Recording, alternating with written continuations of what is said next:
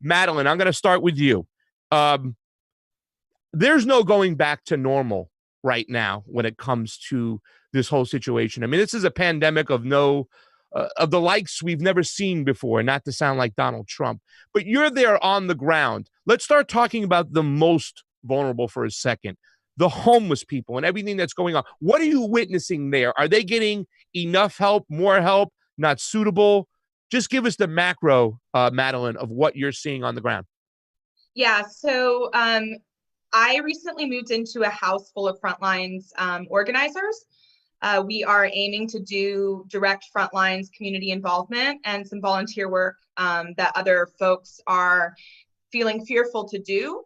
And we're focusing on the unhoused and housing insecure communities first off, because that's where the greatest need is.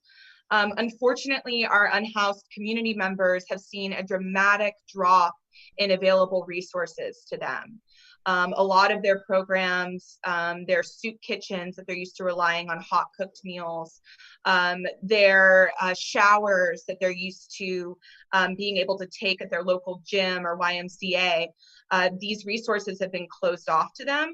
And while there are some resources opening up to them, like the Project Room Key and some other, housing resources that are coming online due to COVID, those are only for a really specific segment of the population, really vulnerable folks in the community.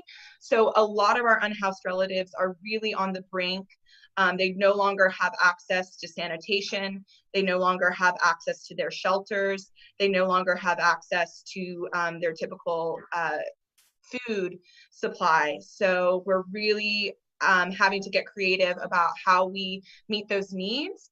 And it's, absolutely kind of a state of emergency. And as folks who've worked in the unhoused community know, we've been in a state of emergency for almost a decade.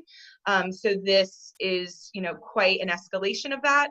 And we are expecting another wave of unhoused folks to come through in the summer as folks get evicted from their homes. So it's a crisis that is looking like it is only going to worsen.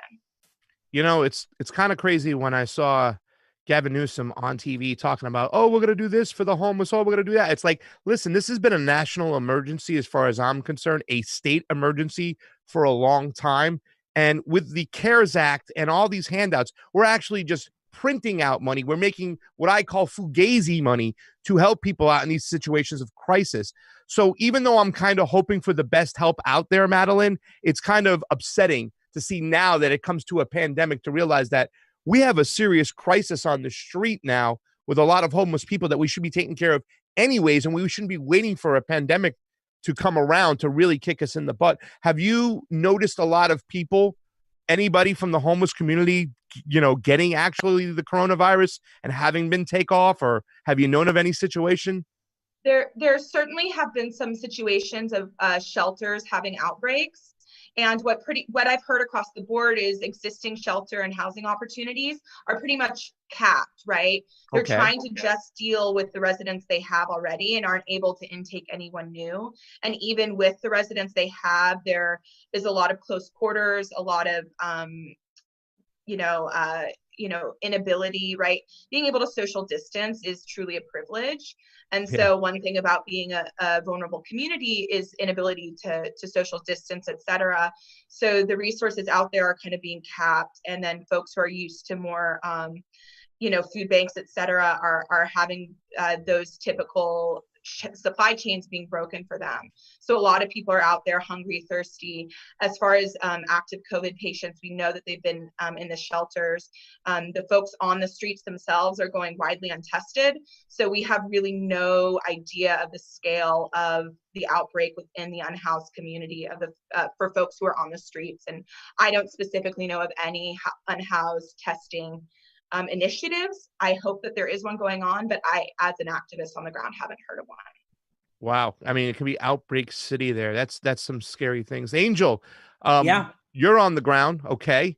What have you witnessed? I don't know if you've been down to Skid Row so much, but what is your experience, what you're doing on the ground, and what are you seeing right now? In addition to the work that I do with with DSA LA and Olympics LA. I know on Saturdays I've been volunteering at the Hippie Kitchen down on Skid Row, which is a soup kitchen affiliated with a LA Catholic worker. And if you go down to Skid Row, the one thing you notice is that nothing really looks different. It's like life continues as usual, in an emergency for people that are already the victims of institutional neglect.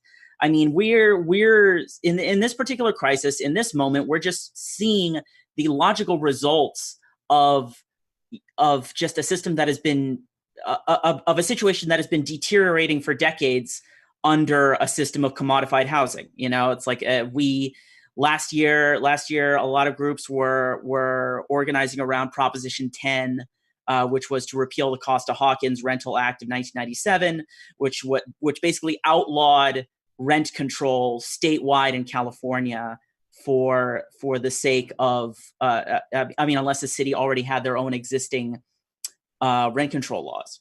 And we saw that the landlord lobby, the real estate lobby, had so much capital, for lack of a better term, to invest in propaganda and advertisement against, what seems like a simple, renter protection, that now, because the government of California and the government of all the major cities in California are so firmly in the pockets of landlords and property management companies, of course they're going to drag their feet to do anything that actually protects, the people who need shelter over the people who own the shelter. So, Governor Newsom passed the ordinance that would open up the hotel rooms for unhoused folks, but there are.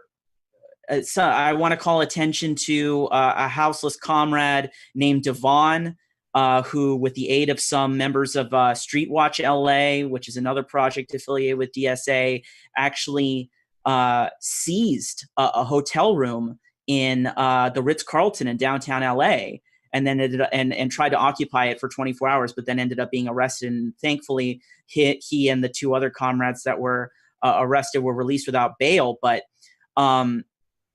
that combined with, I want to also call attention to this initiative called Reclaiming Our Homes LA, which is, Madeline raised her hand. I think she wants to speak to that, and I'll let her speak to it. Please do, Madeline.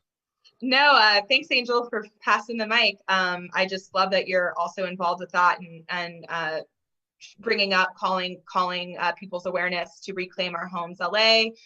They've also been doing a lot of work in Oakland and the Bay Area, but the idea is to reclaim city and county owned properties and actually house unhoused families, right? Specifically mothers with children, as the first priority in these spaces. I haven't yet connected with them, but I'm really hoping that to connect with them and support their work soon. It's absolutely imperative, and we have to start thinking about how we actively claim these spaces and compel our governments to do the right thing with these unoccupied spaces. If I may, so one of the slogans that has been used a lot around tenants' rights and unhoused community advocacy over in recent time has been the idea of a right to the city and housing as a human right. And it's a recognition of the condition that in Los Angeles County, and especially in Los Angeles City, there are more empty units than there are unhoused people. And there are, like, whether that's in actual residential apartment spaces or in hotels, there is enough space to house everybody that is unhoused in the city. Yet, instead of trying to reconcile that fact, we instead have rent stabilized buildings in Hollywood being converted into hotels for the Olympic via Ellis Act evictions. That's some of the anti-gentrification work that I'm doing with No Olympics LA, which is why we specifically choose the Olympics as a target to organize against. And so we have this continued creation of disparity between actual housing capacity and the amount of people that can be sheltered. And so when we actually get to a crisis point, of course, we're only seeing everything that's being said by organizers, activists, and advocates proven right in bold detail. Yeah. That please go I just ahead. want to say that and I don't mean to cut you off. I mean, but Angel, it's so true.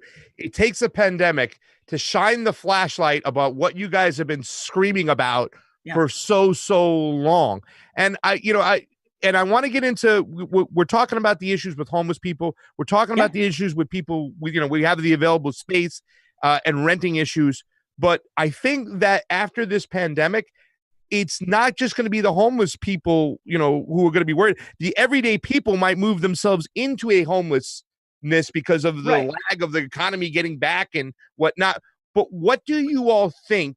And I'll start with you, Madeline, before we get to the rent strike stuff, and we're going to get into this deeply. But what do you think overall the psychological effects of most people will be when we start easing off in LA the quarantine restrictions as far as, staying at home, whatnot? Will it be business as usual? And if not, what kind of effect is that going to have on this overall homeless situation and people just trying to live?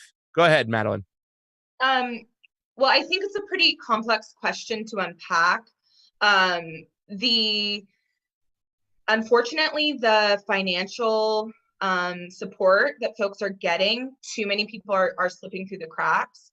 So we're looking at a tsunami of folks who are unable to pay their rent, purchase food, keep the lights on, keep up with their car payment. So we're dealing with, between 20 and 30% unemployment rate in Los Angeles County. And I really think that if we do ease up on the restrictions, we're going to have kind of an even greater disparity between the haves and have-nots through this crisis, where I think the haves will be really hesitant to engage because they will have the education and tools to know that a second wave will come when we reopen. And the have-nots will be forced back into, menial labor that's low paid to service the haves, all in the name of the quote unquote economy being restarted. But it's a very disparate outcome based on your status in that economy. Are you still able to work from home, or do you have to go to a workplace? Is your job that you were able to protect yourself because it wasn't considered essential? Is it now up for grabs? And if you choose not to go back to work, are you going to lose all additional financial support, all COVID related additional financial support? Or are you undocumented already and really hurting for lack of funds with no available resources coming your way? So I think this reopening process is going to be much like the crisis itself, and even expand upon the disparities of what this virus is exposing in our system. And the horrifying numbers we're seeing of low income and people of color having much worse health outcomes, that's only going to expand in the disparities that we see with this virus. So psychologically, I really do believe that there's going to be two camps. Or maybe even three, where you have some folks forced into an economy unwillingly and putting themselves at risk.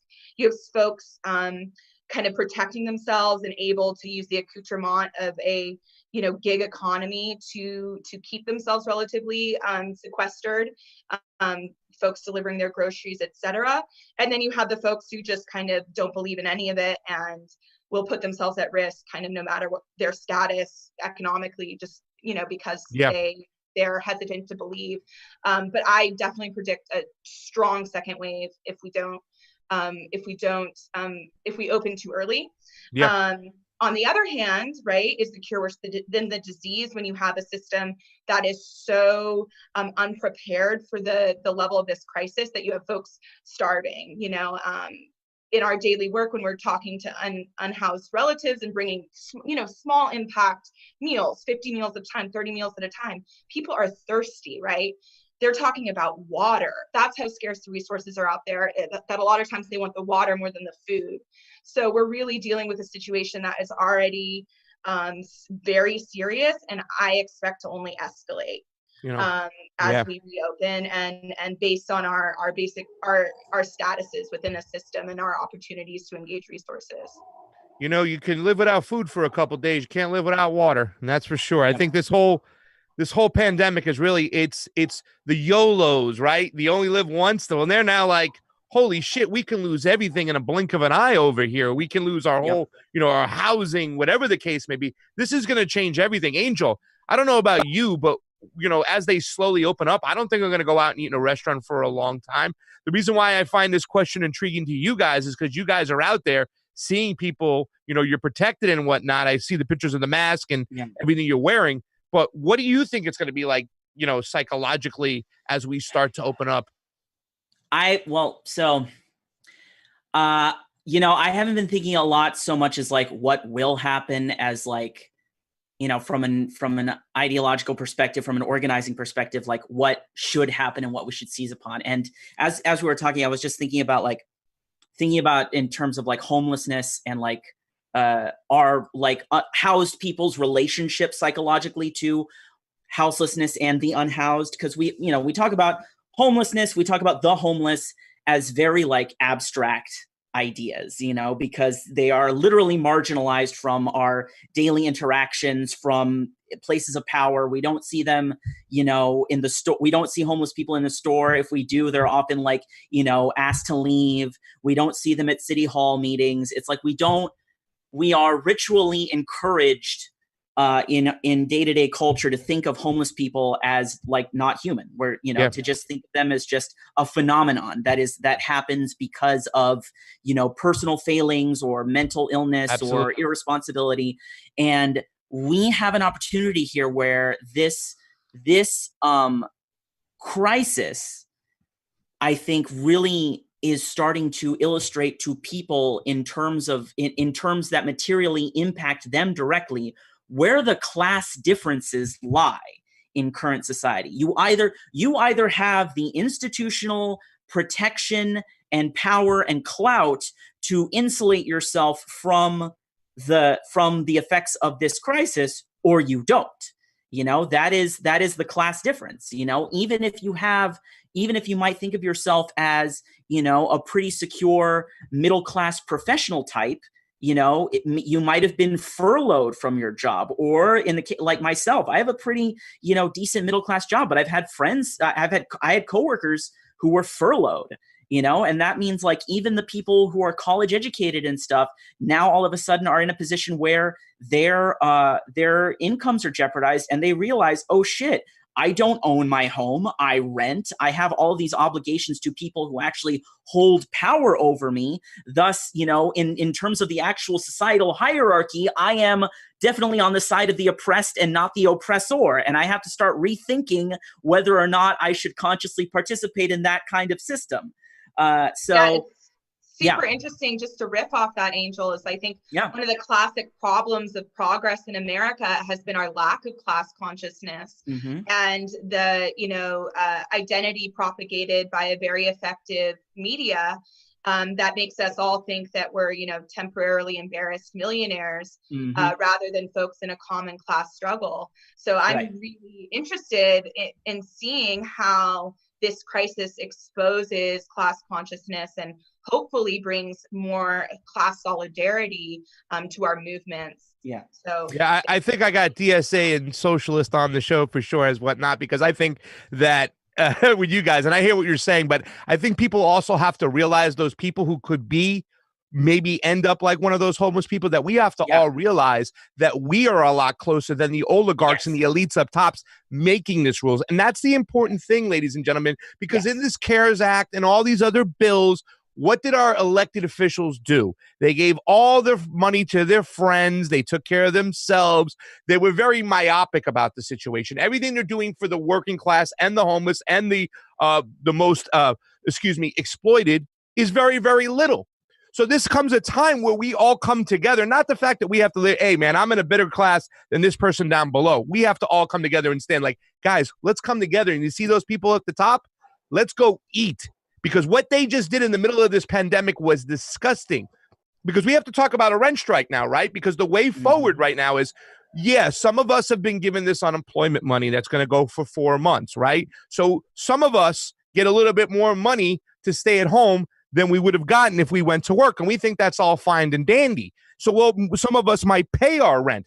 But guess what happens in 4 months when that's extra $600 that they gave us, the cheese and the trap, I like to call it, because it calmed everybody down to say, okay, let's see what's going on, while they got away with looting us, and decades to come, all the young people of this world, they've enslaved them pretty much with this new bailout. But the thing about it is to say, wait a second, when this runs out, there's no new normal. There's no old normal. There's only a new normal, because the economy might not open up the way it did. So a lot of people won't go back to work. So they might get evicted down the road with their houses, whatnot, and the renters. And even those people who do own the mortgages, they're not going to have that money to pay their forbearance, their deferment. They didn't get a real rent freeze and a mortgage freeze.